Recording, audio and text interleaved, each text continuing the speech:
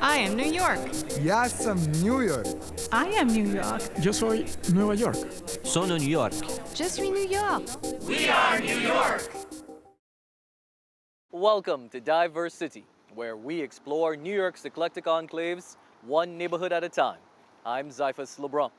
This month we're on City Island, a 1.5-mile-long strip of land in the northeast section of the Bronx.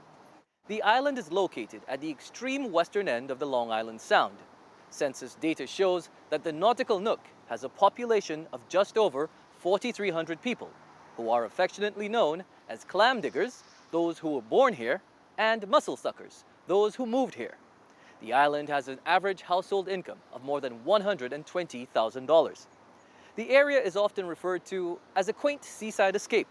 The Bronx fishing village is very much a weekend destination for landlubbers looking for waterfront restaurants and cool contemporary art.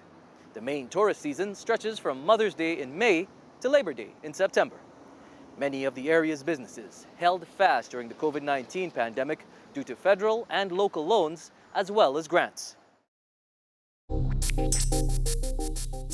On this episode, Rocking the Boat, the divide over making the coastal community more accessible.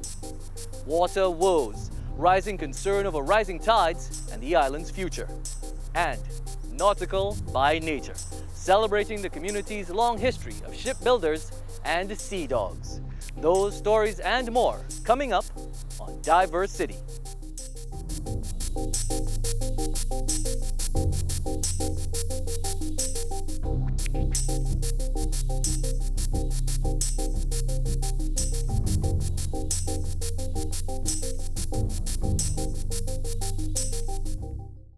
City Island is coveted for the secluded small-town vibes that it offers. However, that comes with a downside, the lack of public transportation to the seaside settlement. Now, a new neighborhood community group is trying to remedy that by calling for a ferry service to the North Bronx neighbor. Shannon Ayala has the details. This is a tight-knit community, and in many ways that's very, very good. I remember growing up, family members, when they got sick, people would drop food off at your door. Those are the wonderful points of a tight-knit community. But there's a little bit of a gatekeeping, if you will. John Doyle, a longtime City Island resident, says this gatekeeping is keeping the island somewhat isolated. He is the head of a civic group called City Island Rising that was formed in 2019. His group is rocking the boat in the community with a new campaign calling on the city to extend the New York City ferry system to the island. Our membership base is intergenerational, but we get a lot more of the younger folks on the island, the younger professionals, people in their 30s and 40s, than I think a lot of the other community-based organizations. So as a result, when we started talking about different ways we could improve the community, at one of our first meetings, the New York City ferry service came up. The New York City ferry system is now 5 years old. Most of its 6 routes run along the East River. In some cases, the boats connect waterfront nooks that lack transportation options. There's one Bronx route that was recently extended from Soundview to Throggs Neck. Doyle says extending that line to City Island would resolve one of the problems of living on a remote islet. Some of our members commute into the city every day. That's at best, 90-minute commute. Often it's a 2-hour commute. And some of my friends have that commute, and I don't envy them for that. The campaign for a ferry set sail last year, Doyle says, when State Senator Alessandra Biaggi suggested that the group start a petition. As of summer 2022, more than 850 people signed the petition, but not everyone is on board. To have a ferry now, there's no place to put it. There used to be a long dock at the southern tip at Belden Point. And I don't believe, because there's been so much landfill there, that there's any place where they can build it. Barbara Dolensek is on the executive committee of the more established City Island Civic Association. She says a ferry would be nice for visitors coming over on jitneys from Orchard Beach, but she adds that many residents wouldn't walk stretches of the neighborhood to reach the ferry landing. The biggest issue, of course, is parking. There's no place. If I cannot expect, if every City Islander who worked in Manhattan wanted to take the ferry to work, that they would walk 20 blocks to get there. They just wouldn't. I just think that is impractical. It would cost a huge amount of money, and I just don't see that there would be any, that they would get much of the money back. Dolensek's statement is especially pointed after the city comptroller's recent audit of the ferry system found that the de Blasio administration had failed to report nearly $250 million in hidden costs. Brad Lander's office revealed that the de Blasio administration was subsidizing each $275 ferry ride by close to $13. Despite that, Doyle sees the ferry fight as one really about a struggle between an old guard that prefers insularity and a changing community that's open to new ideas. And this is a neighborhood that's going through a lot of good changes, frankly. And there are folks who want to, kind of just, if you could hop in the DeLorean and go back in time, they would probably want to do that. Doyle says there's room for an inclusive discussion. The purpose of the petition is to say, let's start the discussion and let's bring in the experts to find out the best way to do this, and then have those community conversations. Shannon Ayala for DiverseCITY.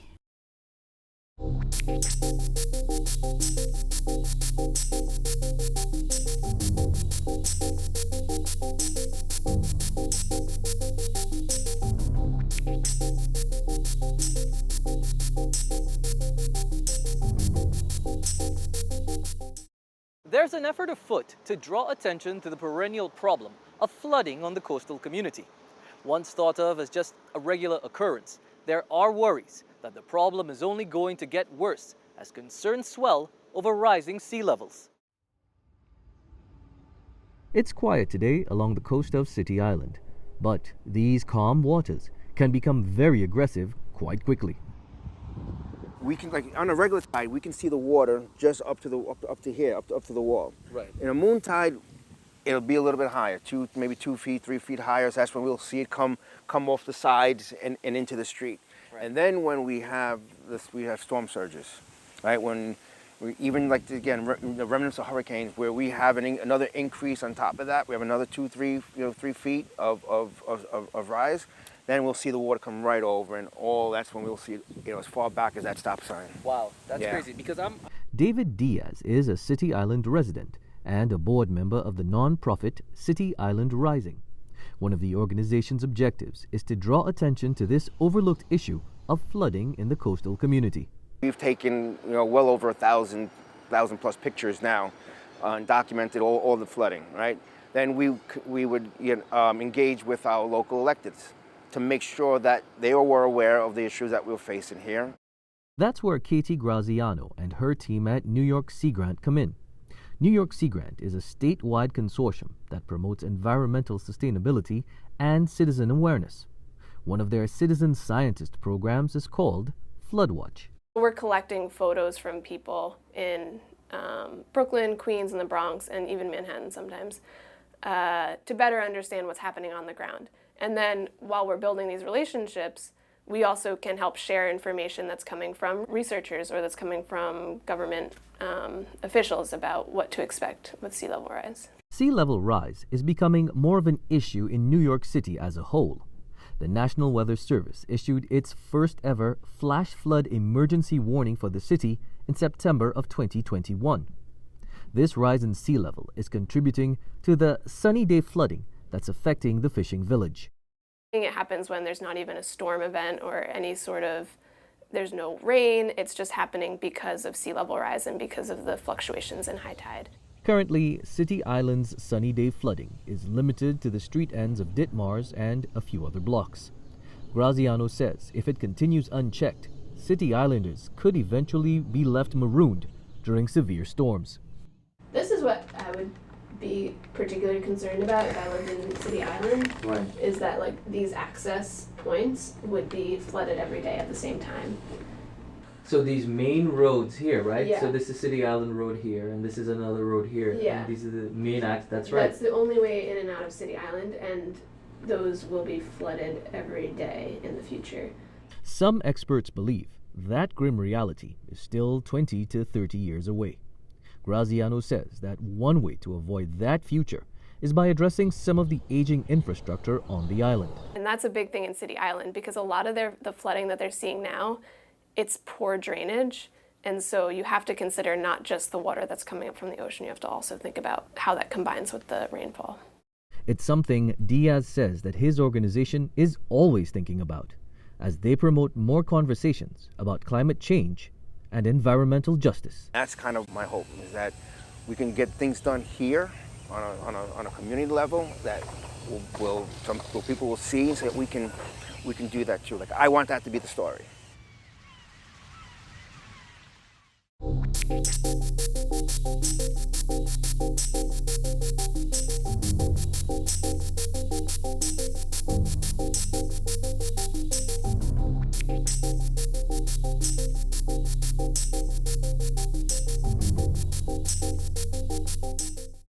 Along the island's main street stands a business where the locals go to grab a bite to eat or a cup of coffee while catching up on what's happening in the neighborhood. Our Mike Gilliam and his wife, Vicki Allen, longtime City Islanders, have more on the City Island Diner. City Island Diner co-owners Donna McGowan and Susan Hayes have called the island home for a very long time. We moved here in 1969. I was 4 years old, coming from Griswold in the Bronx country club. And my mom and dad moved here. It's been a great place to grow up. Swam every day, walked around barefoot. Everybody knew everybody. It's like a little painting place. Donna arrived in 1995 and is married to Susan's brother, Jimmy. She remembers her first trip over the old City Island Bridge. But I'm like, where am I driving to? And I come over this little green bridge, which is not here anymore. And I was like, oh my goodness, this is incredible. They bought the diner in 1997. Say that it really is a place where people like to come and talk and catch up on. Definitely. Do it. Right. When we took over the diner and we bought it, everyone felt like it was their place, not ours. You know, like we were the newcomers. They're like, as if it was their living room or kitchen. While the diner's become a City Island institution, the family has had other ventures. One was called Lazy Susan's. It was a great little trolley car in the front with like 12 windows, and then in the back it was the dining area, but the bar was in the front. It served as a gathering spot for local residents until it closed in 2004. Another is a cute little pub right next door to the diner. It's called, quite simply, The Snug. We just wanted it to be kind of like a cheers place, you know, where everybody knows your name, and just keep it friendly, you know, and invite everybody of all kinds. We don't care who you're with, what your preference is, as long as you have a couple of dollars and you're friendly, because we don't put up with unfriendly, you know. Over the years, the island has changed, but not too much. A lot of the boatyards have been sold off. They're building condominiums, so that's a big difference too. Have you seen a change in the people on City Island? More diverse in the last 20 years, would you say? Much, Donna, right? much more diverse. Much, even our clientele and stuff. It's like New York City. So many people are moving on. They want to get out of Manhattan, or you know, it's just it's everybody. It's so it's nice, great, yeah. you know, and it's the way it should be. Families coming with little kids. Speaking of more families, Donna and Susan think that extending the NYC ferry to the island would draw more people at a time when the area could use revitalization. There's some old dogs that don't want it, but I think it would be great for the avenue, because as you see, a lot of storefronts are empty, and we have to fill them back up. The island remains one of the best-kept secrets in New York City, even though it's a favorite of movie makers. There was City Island the movie, starring Andy Garcia and Juliana Margulies. Michael Douglas also filmed parts of the movie Don't Say a Word on the Island. He must have did our homework on us, and he goes, "You two girls, what a dream you have here. This is magnificent." And he gave me a hug, and I'm like, I love him. In the meantime, both women are hoping more people discover this hidden gem in the Bronx. You found the diamond in the rough. We're so happy to have you. Come enjoy, relax being away from all the hustle and bustle, and a little island life. A little island life, exactly. For DiverseCITY, I'm Mike Gilliam. And I'm Vicki Allen.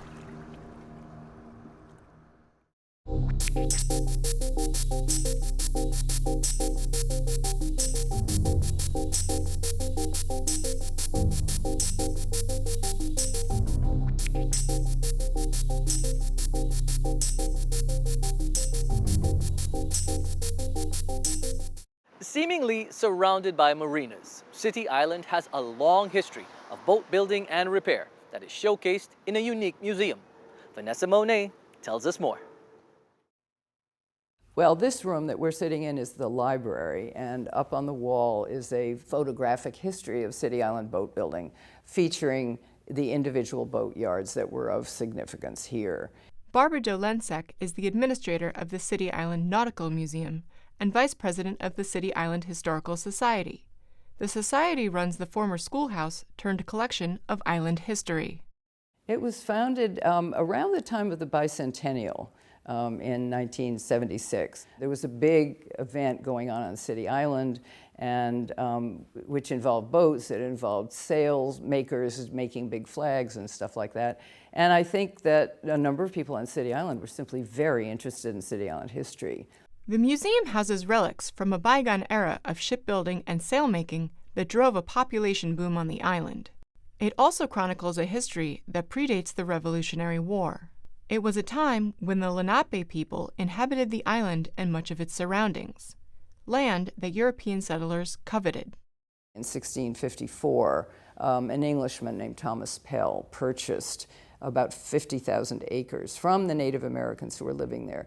The island, referred to as Minuit, Mulberry, or Great Miniford's Island, changed hands several more times before once again going back to the Pell family. Just about 1760, a relative of the Pell family purchased the island. His name was Benjamin Palmer, and he changed the name to New City Island, and then City Island. He felt that City Island, located where it is in Long Island Sound, on the way to New York Harbor, could be a rival to New York Harbor. But before Palmer's dreams could be realized, the island found itself in the middle of the American Revolutionary War. Patriots were able to defend the island from the British, but not without depleting Palmer's capital. So the island sat, mostly undeveloped, until 1819, when it was annexed to the town of Pelham in Westchester County. It was then that early forms of industry, such as oystering and shipbuilding, emerged. It wasn't really until 1874 that a new bridge was built, a wooden bridge, built by one of the shipbuilders. And then City Island's population started to pick up. Some really nice houses were built, the rich oystermen built really fancy places, and the people that worked for them built not so fancy places. And so the island began to buzz. The island voted to become part of New York City in 1895, and with the construction of a new steel bridge, City Island became even more inviting. It changed everything, and then suddenly the population really started to grow. And as boat building became more and more and more important, especially during the wars, people moved here.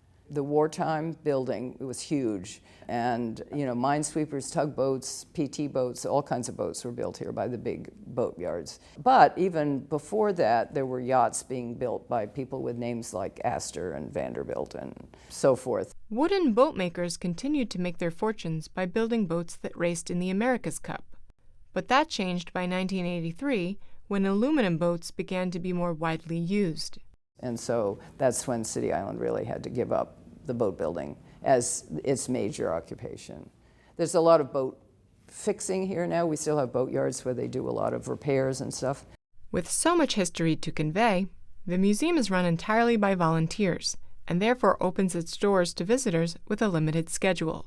However, they provide a steady stream of programming and ways for the public to interact with their collection. The hours now are Saturday and Sunday from 1 to 4 p.m. For DiverseCITY, I'm Vanessa Monet.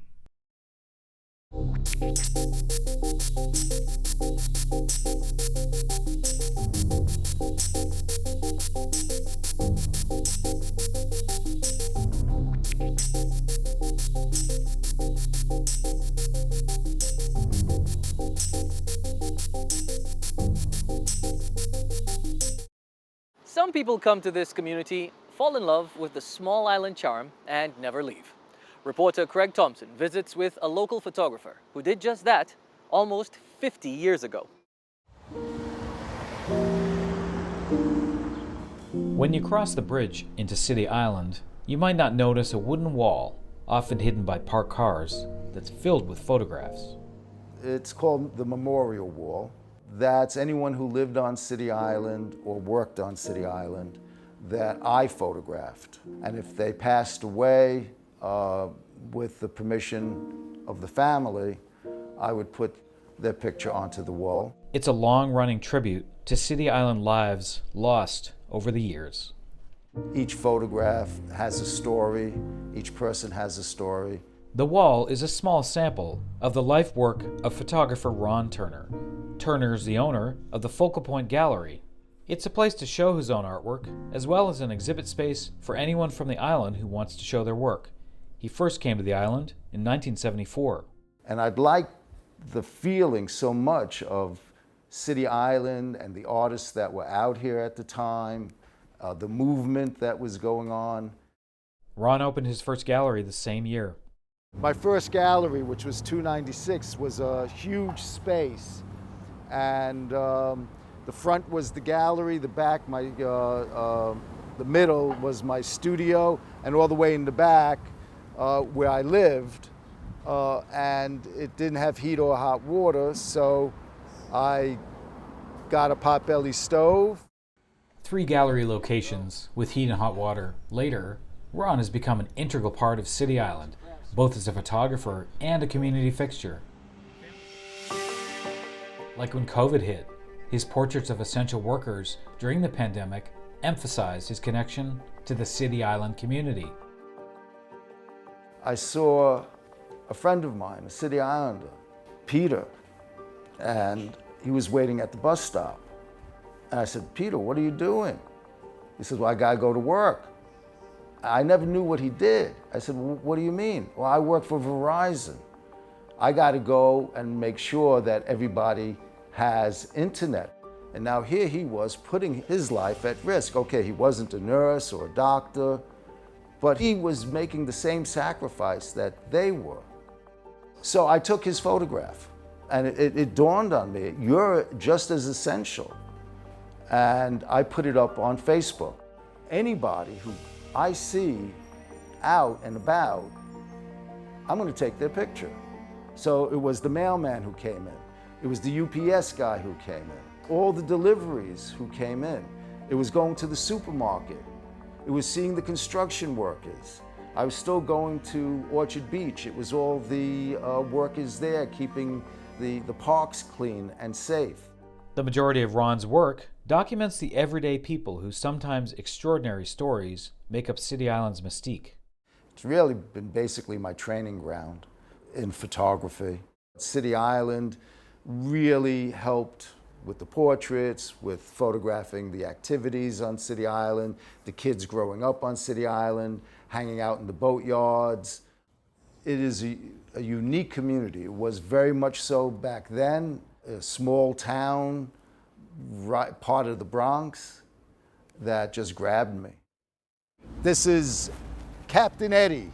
He would come to my first gallery and tell me these amazing stories. And I would have all these old timers come and tell me their stories, and I'd take pictures. He often takes his camera to places like Orchard Beach. I meet other people who go out there early in the morning, and instead of just passing each other by that you do every day, I decided to say, hi, my name is Ron, what's your name? Can I take your picture? And then I'd go back and give them their picture. And now when we say hi to each other, I can say, hi Tony, how you doing? How Ralph, how you doing? For DiverseCITY, I'm Craig Thompson.